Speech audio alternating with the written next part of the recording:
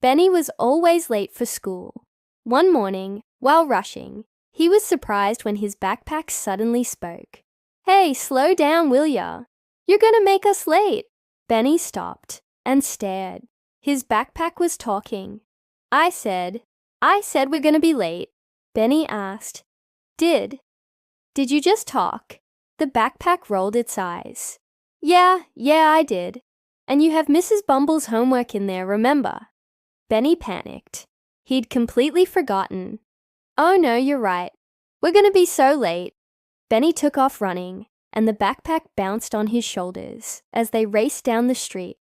As they turned the corner, Benny saw his school. It was huge, with tall walls and an even taller gate. "Oh no, we'll never make it," he thought. But then he heard his backpack say, "Don't worry, I got this," and it started glowing. The backpack grew bigger, puffing up like a giant cushion. Then it landed with a soft thud on the ground, helping Benny to jump over the gate and onto the other side. "Thanks, backpack," Benny said as he caught his breath. At that moment, Mrs. Bumble walked past, and she didn't see Benny at first. "Ah, there you are," she said when she noticed him. "I was wondering where you went. You're late again."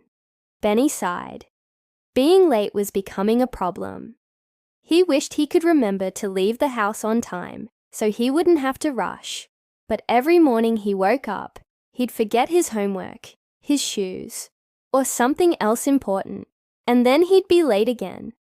Then all of a sudden, he remembered what the backpack had said earlier. "You have Mrs. Bumble's homework in there, remember?" So Benny took the backpack by the strap and shook it. "Are you magic?" he asked. The backpack glowed. "Well, I guess I could be," it said with a wink. Benny couldn't believe his ears. His backpack was magical. He was so surprised that he dropped the strap. "This is amazing," he said. And just then, Benny felt himself falling. He tripped over a tree root and tumbled to the ground. But before he could hit the pavement, his backpack landed on top of him, protecting his body with its puffy softness. Benny looked up at his backpack and smiled. Maybe being late wasn't such a bad thing after all.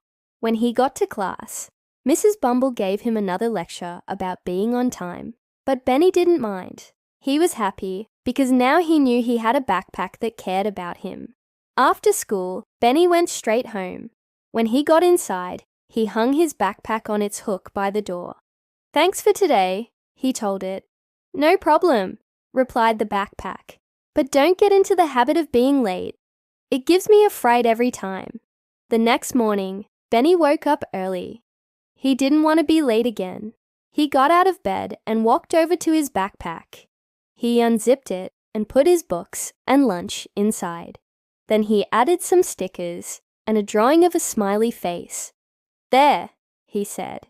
"Now we're ready for school." He put on his shoes, grabbed his backpack, and walked out the door. As he made his way through the morning sunshine, Benny thought about how lucky he was to have a magical backpack. But he also realized that even if he wasn't late, he needed to watch where he was going, because when he got to school, he accidentally bumped into someone. "Oof," said the person. Benny looked down and saw a boy holding a stack of books. They had fallen to the ground. "Oh, I'm sorry," Benny said as he helped the boy pick them up. "It's okay," the boy replied. "It happens to the best of us." Just then, Benny's backpack started to glow. "Hey, look," the boy said. "Your backpack's magic." Benny was confused. Why was his backpack glowing?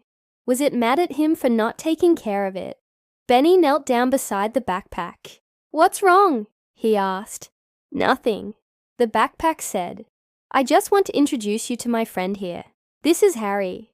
Benny looked up and saw a boy smiling back at him. "Nice to meet you, Harry," Benny said. "Likewise," Harry replied.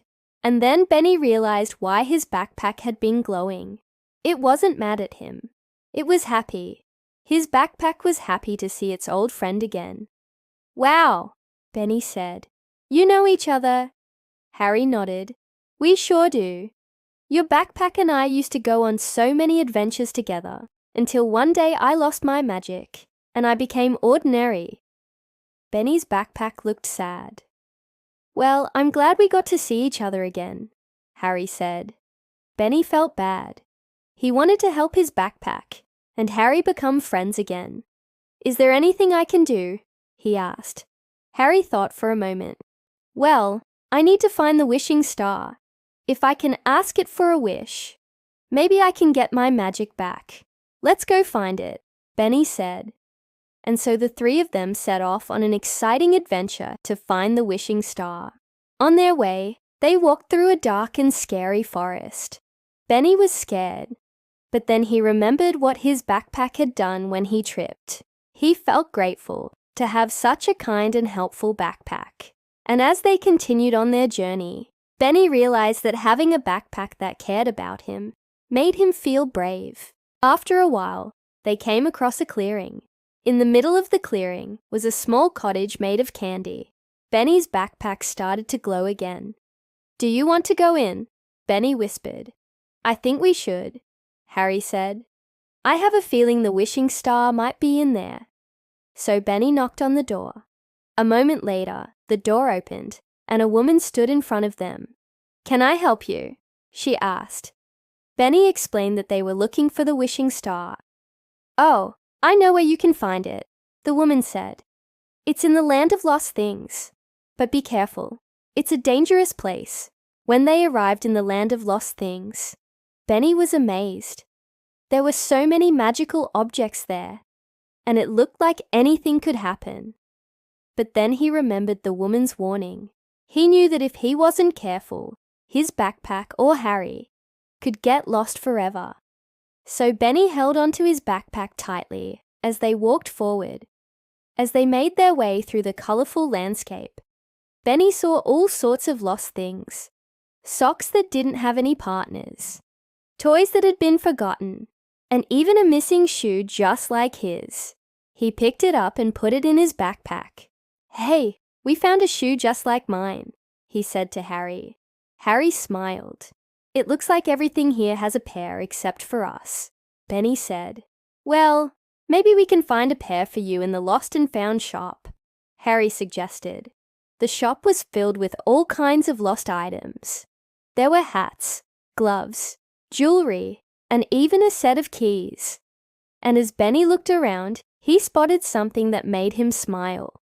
It was a backpack just like his, but it was dusty and faded. Do you think it's my backpack's pair? Benny asked.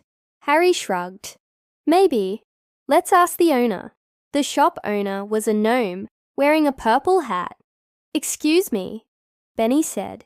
Do you know where I can find the wishing star? The gnome looked up from behind the counter. The wishing star? You'll find it when you find the thing that completes the pair. Benny was confused. What did the gnome mean? Just then, Benny's backpack started to glow. I think the gnome means we need to find the thing that completes our pair, it said. Benny thought for a moment. What could that possibly be? Then he remembered the missing shoe he'd found earlier. Could it be that simple? He took the shoe out of his backpack and placed it on the counter. Do these go together?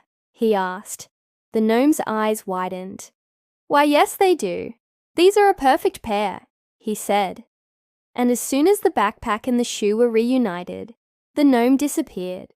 The shop started to spin, and when it stopped, Benny and Harry were in a new place. They were standing in front of a huge castle made of stars. That must be the Wishing Star's castle, Benny said. They walked up to the castle and knocked on the door. A moment later, a woman with a kind face appeared. Hello, she said. I'm the Wishing Star. How can I help you? Benny explained that Harry had lost his magic, and he hoped the Wishing Star could help him get it back. The Wishing Star waved her magic wand. Of course, she said. I wish for you to have your magic back. And with a flash of light, Harry's magic was restored. Thank you, Harry said. You're welcome, the Wishing Star replied. And then it was Benny's turn to make a wish. He thought for a moment. What did he want more than anything? To be honest, he loved his backpack just the way it was. "I don't need anything," he said. "Oh, but every wish comes true." The wishing star insisted. Benny thought for a moment longer. "Well, I guess I wish for my backpack and me to be the best of friends," he said. And with a wave of her magic wand, the wishing star made Benny's wish come true. From that day on, Benny and his backpack were the best of friends. Benny learned that if you take care of your things, they will take care of you. And he never forgot to zip up his backpack before going on an adventure again. The end.